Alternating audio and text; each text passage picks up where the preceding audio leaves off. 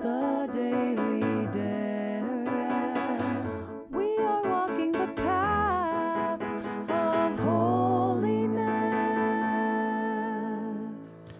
Hello, everybody. This is Rabbi Marcus Rubenstein. Welcome to the Daily Derech, a special project of exploring Judaism, the United Synagogue of Conservative Judaism, and the Rabbinical Assembly. Today is the fourth day after Shabbat Kodesh, the 28th of Nisan, 5786, corresponding in the secular calendar to Wednesday, April 15th, 2026. We will read Parashat Tazria Metzora this coming Shabbat, and it is the 13th day of the Omer. Let's begin. Me'am Loez. We're going to continue learning Parashat Tazria Metzora and talk a little bit more about Tazria today, specifically in terms of the impurity that a woman has after birth. And one of the biggest questions that's often brought up, and especially hard, I think, for people from our community and people from a more modern American mindset, Western mindset here, is why does the woman have to have atonement after she gives birth, right? We spoke over and over again about this idea that just because a woman becomes impure, or just because anything becomes impure, doesn't mean it's a sin or it's somehow evil or wrong or bad. So we know that it's not the very fact that she becomes impure, right? The impurity becomes from body secretions that come out of the body, and it's more of a biological, metaphysical thing in the way at least the rabbis see it. But we don't just get necessarily the language of purification within the text. We also see that she is obligated to bring an atonement offering after the impurity period is over, right? Which is 33 days for a man for having a boy, 66 days for having a female. And so we really can't escape from the fact that there seems to be some transgression afoot. And that's really hard, right? Why would a woman have a transgression after going through birth and 9 months of pregnancy and all the sacrifices that women make to bring children into this world? Shouldn't they shouldn't be giving atonement. They should be given a prize. They should be given a reward for their effort.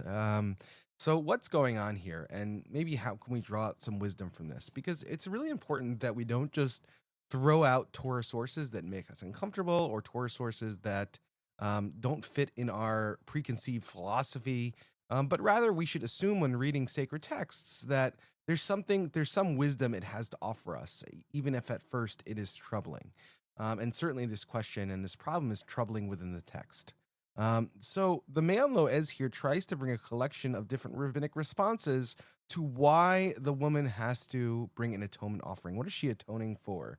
And very, very important. So let's take a look and try to understand and bring some wisdom out of some of these ideas that is brought from our rabbinic tradition on this question. So the first idea that's brought is the fact that when a woman, or the idea that when a woman is giving birth, she goes through great pains, and she often says, "I'm never doing this again." Right? I'm never having sex with my husband again. I'm never. God forbid this happen to me. And I, again, as a man speaking here, I totally don't blame a woman for maybe saying this. And I'm not saying that every woman says this. Again, I'm quoting from the Talmud here. Right? This isn't me, right? So the Talmud says oftentimes this happens, and so she brings an atonement offering afterwards because she regrets what she said afterwards, right? It was obviously hyperbolic, and she said it at a moment of pain, and she regrets what she said. So she might have made a false oath at the time, saying she was never going to be with her husband again, or never going to have children again, et cetera, et cetera. And so therefore she has to bring an atonement offering for the lie, or for the misinformation she said at that moment. Very, very important. So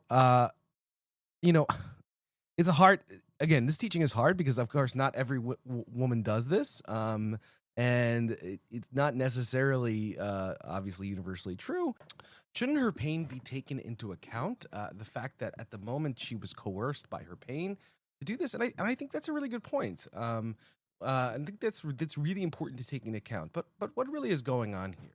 So I think the wisdom behind this is that even the things that we say as human beings and we think at moments of great pain and great suffering and great trial still very much have an effect on us. Our words really do matter. Our thoughts really do matter.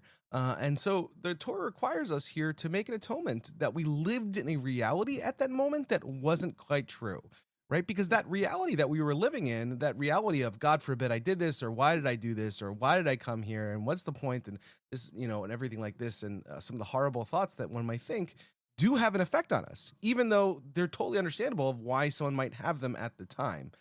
So very, very important here. I think lesson for us that we should really be careful about what we think. And just because we're in moments of trial and hardship, right? Of course, this one, I can only have sympathy for. I'm as a man, I've never experienced this myself before.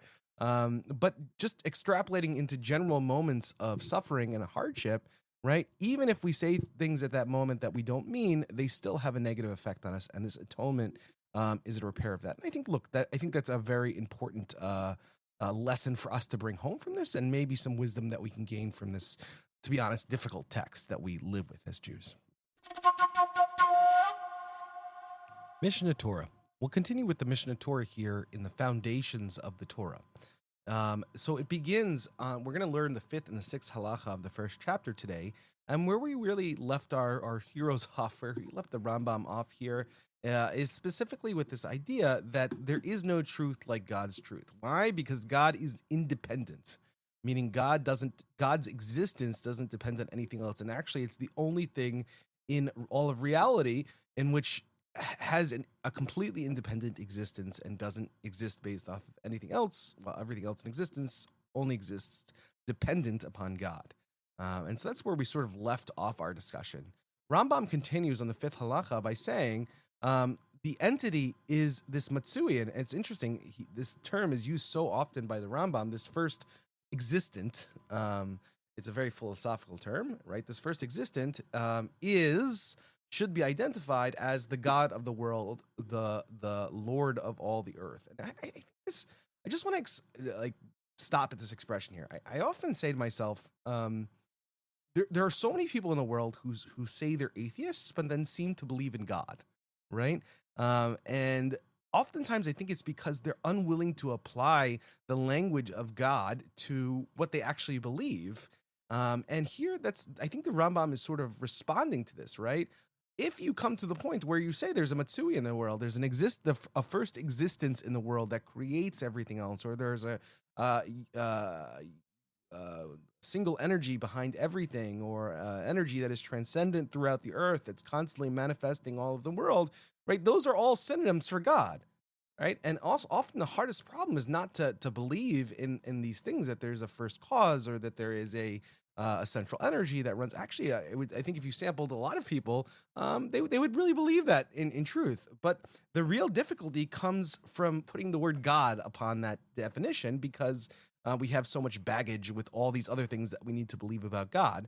And I think Rambam is importantly saying that's not true necessarily, right? That we should label the things that are the Lord over all worlds, that we really believe is where everything comes from, is the great unity of everything. That's what we call God, right? So very, very important. He continues on and he says he controls the sphere with infinite and unbounded power. Right? Rambam considered everything to be rotating, not rotating in the way we think of rotations necessarily, exactly the way modern science does, but he understood the idea of orbits and rotations, and that the world keeps rotating, and we know this, right? The earth keeps rotating all the time, eternally, even if we don't feel it. And of course, this is caused by God, according to him. The power continues without interruption because the sphere is constantly revolving, and it's impossible for it to revolve without someone causing it to revolve. Right? This is the idea that if there's movement, there must be a cause of the movement, and so there must be an independent cause of that movement that is behind all of the dependent causes, and that original independent cause is God, right? That causes that rotation to continually going. So very, very important. He continues on here with the 6th halacha, and it says knowing this concept. And so for Rambam here, there's a positive commandment in actual knowledge of this, intellectual knowledge of this concept, and of course believing it is framed within the famous commandment Anochi Hashem Elokecha, the first commandment of the 10 commandments. I am the Lord your God, which according to the Rambam, which by the way not everyone agrees with him on this, but according to the Rambam is a mitzvah in itself to have this intellectual belief. and to believe it, and to think it, and to know it, right? And he continues, anyone who presumes that there's another God transgresses a negative commandment, as Exodus 23, the second commandment says, you shall have no other gods before me, and denies a fundamental principle of faith, because it's the great principle of faith which upon all other things depend. And so he says that the first commandment is to believe in this. There's a positive commandment that you must believe in this, and not only believe in this. I think for Rambam doesn't even use the word believe here. He says, no, you have to know it. And if another thought arises in your head, or if you kind of let linger in your head the fact that there's another God, or that there are other forces that control reality, this is then a violation of the negative commandment. So, it's important that in this commandment, there's both a positive and negative commandment, and there are the first two commandments of the Torah, right? Positive commandment being a do commandment, meaning do believe this, and a negative commandment, which is the second commandment of the 10 commandments, is a do not do mitzvah, right? Don't have other gods. So very, very important. And I think both of these, what this highlights is that in our own work and our own clarifying our own belief and our own faith in Hashem and faith in God in our own lives, like there's a positive extent of like that we have to work on clarifying our own belief and what do we believe, right? And do we really believe that God is the source of all creation and everything like this? And that's not enough just to believe that, but we also have to do work on ourselves to make sure that we don't believe that anything else is God. Right? Even if you believe that God is God, that God is the true source, there is still more work that needs to be done, essential work on making sure that your mind doesn't mistakenly believe or put effort into thinking or especially to have anxiety about appeasing another Lord or another God or something else that does that, right? Faith is only truly complete. And in Maimonides' understanding, as given in the 6th halacha here, is having both the positive and the negative work that you do, the avodah that you do, the work, the spiritual work that you do in order to clarify one's faith. Menorat HaMaor. We'll continue learning the introduction for the Menorat HaMaor here. We were talking in previous episodes, we've talked about this idea of how the Torah, and specifically we're talking here about the Oral Torah, the Torah that wasn't written down, that was given to Moshe on Mount Sinai and passed on from generation to generation according to the traditional understanding in Judaism, the traditional rabbinic understanding. But we came to this really interesting question, I think, that was highlighted in our last episode, right? In our tradition, we seem to have this idea that oral tradition was passed on from generation to generation and sort of memorized and just learned from scratch, right, in each generation. And that's really important, right? And that's why memorization is so important. That's why repeating is so important, everything like that.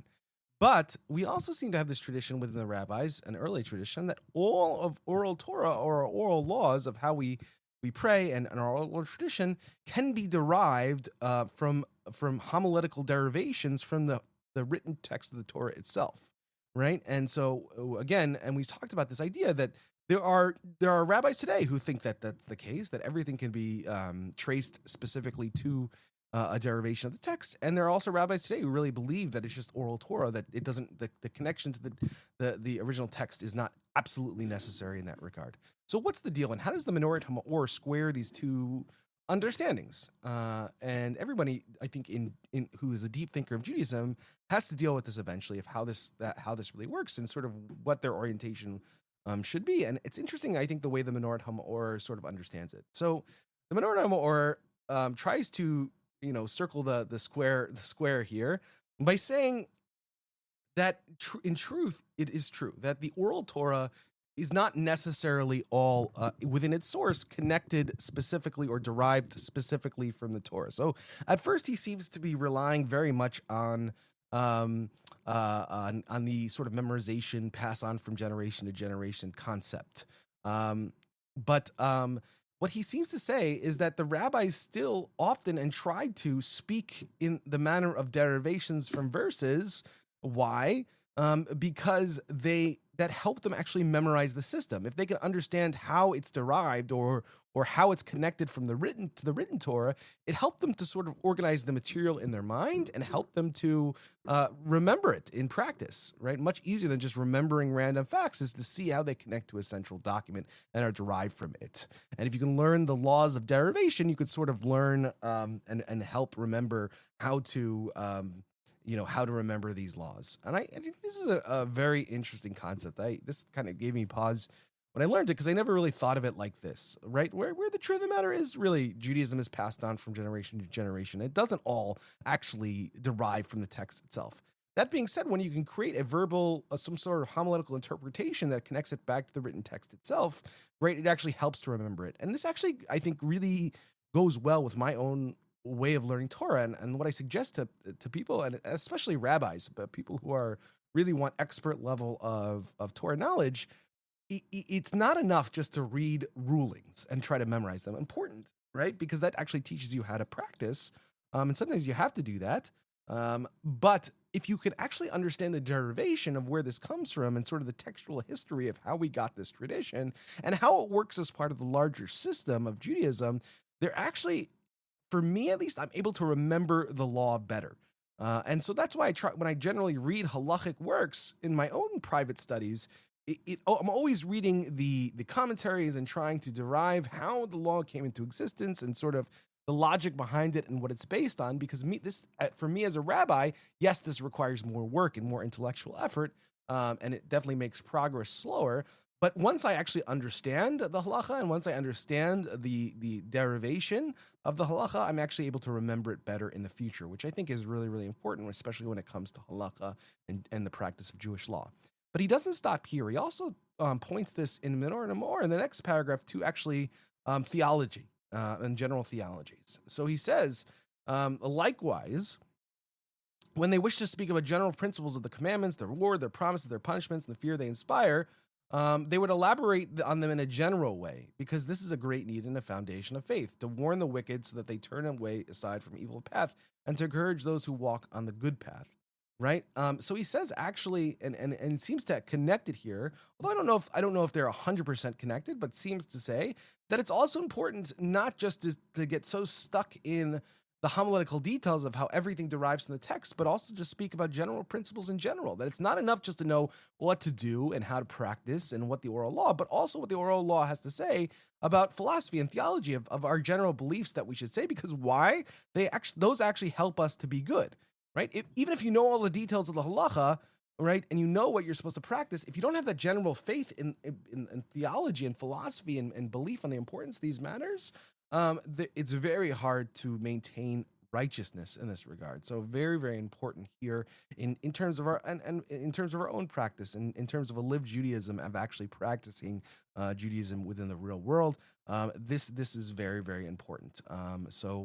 Yes. And lastly, I think he ends this passage by saying, even if you come to it by way of fear of, well, you read the harsh things that happen if you don't keep the Torah, eventually you'll come to love and do the commandments for the sake of truth, which is just beautiful here, because he immediately seems to be saying, right, that doing Judaism just out of fear, out of punishment, is not good enough, right? That it's only a preliminary step towards the real truth, which is doing Torah because it's true, right? Because it's beautiful, because it's actually the truth of the universe.